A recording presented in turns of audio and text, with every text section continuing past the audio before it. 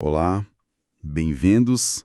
Olha, hoje a gente vai mergulhar fundo em um dos capítulos assim mais densos e dramáticos da Bíblia, Mateus capítulo 26. É um turbilhão, né? Totalmente. É uma sequência de eventos que acontecem em tipo 24 horas e que basicamente muda tudo. E para nos guiar, a gente está com o apoio de duas Bíblias de estudo ótimas, a Holman e a NAA. E as notas de rodapé delas são fantásticas, né? Elas abrem o texto. Exato. A nossa missão aqui é tentar entender como os planos de todo mundo, dos sacerdotes, de Judas, até dos discípulos, sabe? Como tudo isso colide com um propósito muito maior que ninguém ali parecia entender direito. Pois é, e esse é o ponto-chave. Porque esse capítulo é um drama humano, assim, em escala épica. Sem o contexto que essas fontes dão, a gente corre o risco de ficar só na superfície. Fica só na história. Exato. Detalhes sobre a política da época, o dinheiro, os rituais, até sobre sotaques regionais. Tudo isso transforma a leitura. Não é só o que acontece, mas por que acontece daquele jeito. É um microcosmo de lealdade e traição numa noite só. Perfeito. E o capítulo já começa com essa dualidade, né? Essa tensão, são duas conversas acontecendo quase que ao mesmo tempo. Uhum. De um lado, Jesus, de uma forma muito direta, fala para os discípulos, olha, daqui a 2 dias é a Páscoa e eu vou ser entregue para ser crucificado.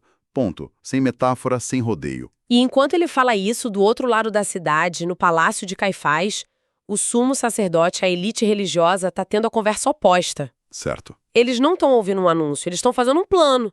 O texto diz que eles estão conspirando para prender Jesus à traição e matá-lo. E tem um detalhe no plano deles que eu acho incrível. Eles falam, não durante a festa. Eles tinham um medo gigantesco de um alvoroço entre o povo. Exato. Isso mostra o poder e a fragilidade deles ao mesmo tempo. Eles podiam condenar alguém à morte, Mas morriam de medo da opinião pública. precisamente, especialmente com Jerusalém lotada de gente para Páscoa. Mas quem era exatamente esse Caifás? Ele era só mais um sacerdote? Nossa, nem de longe. As nossas fontes mostram ele como o centro do poder. Ele foi sumo sacerdote por quase 20 anos, o que era um tempo, assim, absurdo para a época. 20 anos. Uau. Sim, isso indica uma habilidade política fora do comum. E mais, ele era genro de Anás, que foi o sumo sacerdote antes dele. Ou seja, era uma dinastia familiar controlando a instituição mais poderosa de Israel. A conspiração vinha do topo mesmo. Entendi. E enquanto esses homens poderosos estão lá num palácio, planejando uma morte toda calculada, a cena corta para um lugar completamente diferente. É, a casa de um homem chamado Simão, o leproso, lá em Betânia. E o que acontece lá é o exato oposto do cálculo. É um ato de pura extravagância. É um contraste brutal, né? Total. Uma mulher se aproxima de Jesus com um vaso de alabastro e derrama na cabeça dele um perfume que o texto faz questão de dizer, caríssimo. E a reação dos discípulos é imediata. Indignação. Que desperdício, né? Eles falam que o dinheiro podia ter sido dado aos pobres. A lógica deles até faz sentido, né? É pragmática. Sim, parece o certo a se fazer. Mas essa palavra caríssimo, a gente está falando de um perfume de luxo, é isso? Caro nem começa a descrever. Uma das nossas fontes calcula que o valor daquele unguento equivalia ao salário de 1 ano inteiro de um trabalhador. 1 ano de salário. 1 ano de salário. Imagina pegar tudo que você ganhou em 1 ano e, num único gesto, derramar na cabeça de alguém. De repente, a reação dos discípulos faz mais sentido e o ato da mulher se torna... Ainda mais radical. Nossa! Muito mais. E a resposta de Jesus é impressionante. Ele não só defende a mulher, como ele redefine o gesto dela. Ele diz que foi uma boa ação e conecta aquilo diretamente com a morte que ele tinha acabado de anunciar. Ela fez isso para o meu sepultamento. Exatamente. Num momento em que os amigos mais próximos dele não entendiam o que ia acontecer e os inimigos planejavam a morte por política, essa mulher, talvez sem entender toda a teologia, foi a única que agiu de acordo com a realidade. Ela ungiu para a morte. É um ato de devoção que é quase profético. E Jesus imortaliza isso. Ele diz que a história dela vai ser contada para sempre.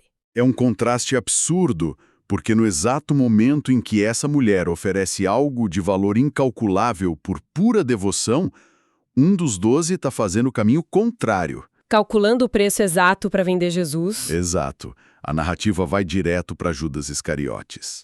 A transição é imediata, é chocante.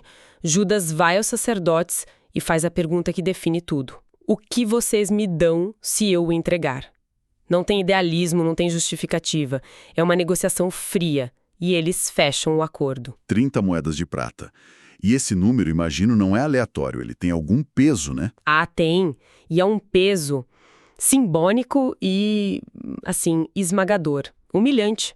Nossas fontes apontam direto para a lei do Antigo Testamento em Êxodo 21. E o que dizia a lei? 30 moedas de prata era o preço de compensação que um dono recebia se o escravo dele fosse morto. Nossa. O preço que eles pagam pela vida de Jesus é legalmente o preço de um escravo. É a desvalorização máxima. Do valor de 1 ano de salário para o preço de um escravo.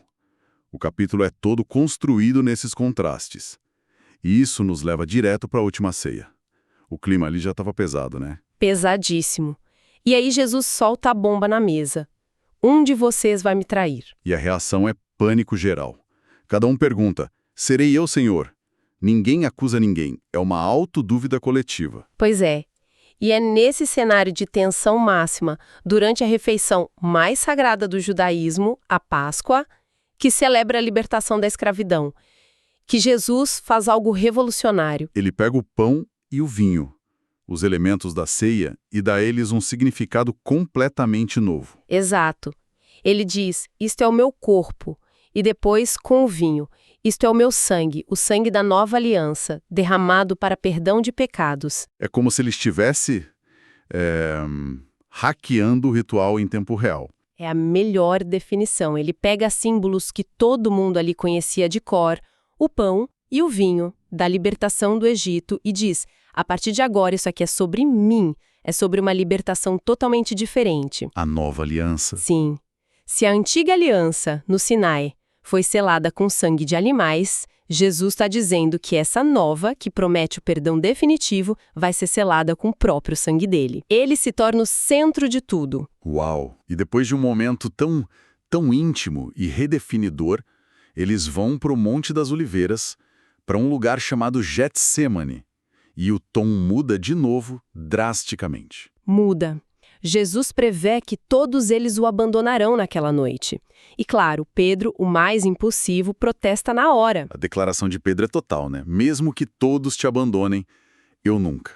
Mesmo que eu tenha que morrer contigo, eu jamais te negarei. É uma promessa feita com 100% de sinceridade, mas que está prestes a se chocar com a realidade brutal do medo.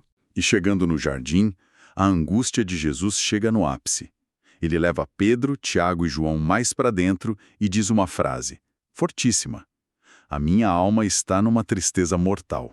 É uma das descrições mais cruas de sofrimento emocional no texto. E até o nome do lugar, Getsêmani, é simbólico. O que significa? Nossas fontes dizem que significa prensa de azeite. Era um lugar onde azeitonas eram esmagadas sob uma pressão enorme para extrair o óleo. É uma metáfora perfeita para o que Jesus estava sentindo. Ele estava sendo esmagado pela pressão. Exatamente. E a oração dele reflete isso. Ele pede, meu Pai, se possível, afasta de mim este cálice. Mas termina com uma entrega total.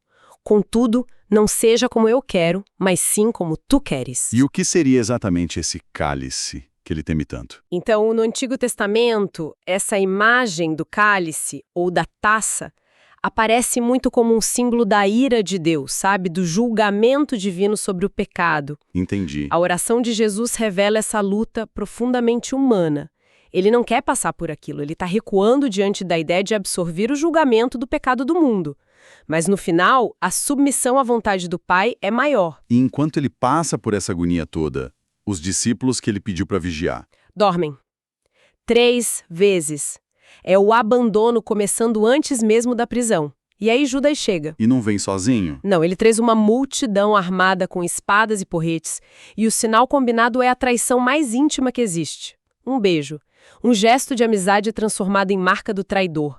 A ironia é cortante. E a situação explode. Um dos discípulos que a gente sabe que é o Pedro reage com violência. saca uma espada e corta a orelha de um servo. Mas Jesus o para na hora, ele cura o homem e diz algo que revela o verdadeiro poder ali. Você acha que eu não posso pedir ao meu pai e ele me enviaria agora mais de 12 legiões de anjos?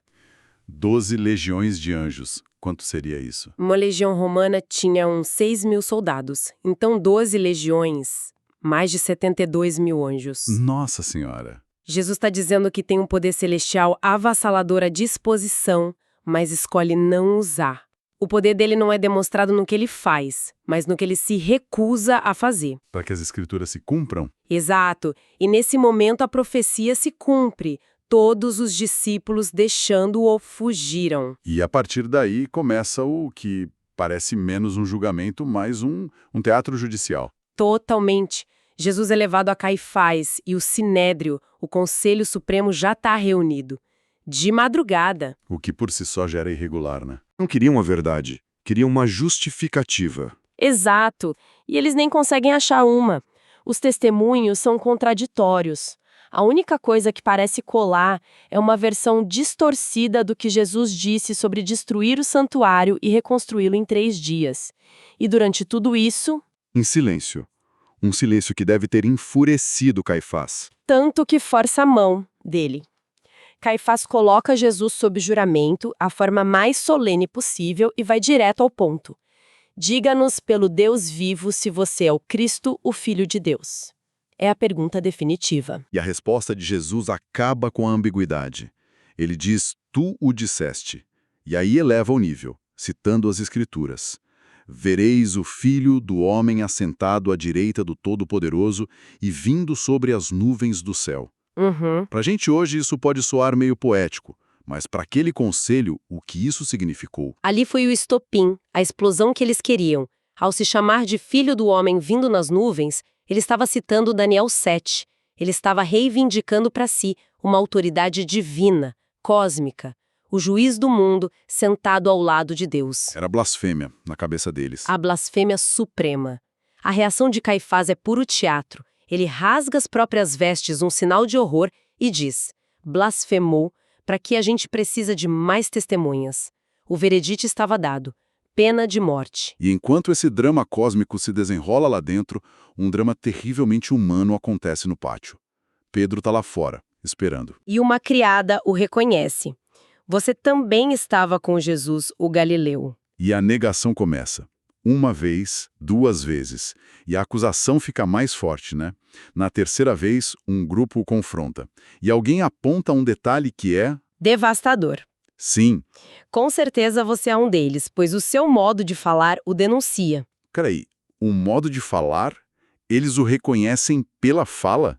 É um detalhe tão específico? É, e isso é um detalhe tão humano e trágico. Nossas fontes explicam que os galileus, como Jesus e os discípulos, tinham um sotaque regional muito forte, muito reconhecível, diferente do que se falava em Jerusalém. Era como tentar negar ser de uma certa região do Brasil enquanto seu sotaque te entrega a cada palavra. A própria identidade dele na voz o estava traindo. Isso torna tudo ainda pior. Ele não consegue escapar de quem ele é. E na terceira negação, ele entra em pânico total. Ele não só nega, mas começa a praguejar e jurar que nem conhece o homem. E nesse exato momento... O galo canta. E o som quebra o feitiço. Pedro se lembra da previsão de Jesus. O texto diz que ele, saindo dali, chorou amargamente. É o colapso total da autoconfiança dele. A justaposição é perfeita e dolorosa. Lá dentro, Jesus é condenado por afirmar quem ele é. Aqui fora, Pedro desmorona por negar quem ele é. Exatamente. Ufa, que capítulo. Em poucos minutos, a gente percorreu uma noite inteira de conspiração, devoção, traição, agonia, negação. Cada cena é carregada de uma tensão que dá para sentir. E o que eu acho mais fascinante é como os detalhes que as fontes nos dão, eles não são só curiosidade, sabe? Eles são a chave. Certo. Saber que o perfume valia 1 ano de salário, que as 30 moedas de prata eram o preço de um escravo, que o cálice significava a ira divina, isso tudo aprofunda o drama de uma forma... Deixa de ser só uma história. Exato. Vira um evento com camadas políticas, econômicas e emocionais que a gente consegue entender hoje. E a gente volta àquela ideia do começo, a colisão de planos. Os sacerdotes planejaram uma prisão discreta, não durante a festa, e acabaram com um julgamento público que mudou a história. Judas planejou ganhar um dinheiro, mas o nome dele virou sinônimo de traição. Pedro planejou ser o mais leal de todos, mas a falha dele se tornou uma das mais famosas. Cada um agindo por seus motivos. E isso nos deixa com uma reflexão, né? O capítulo inteiro mostra pessoas reagindo sobre uma pressão que a gente mal consegue imaginar. As ações delas são movidas por um espectro de motivações: cálculo político, ganância, medo que paralisa, devoção extravagante. E a questão que fica ecoando é: quando a pressão aumenta nas nossas próprias vidas, o que realmente guia as nossas decisões? O texto não dá respostas fáceis, mas mostra um espelho poderoso das possibilidades humanas, do melhor ao pior, tudo concentrado em uma única e longa noite.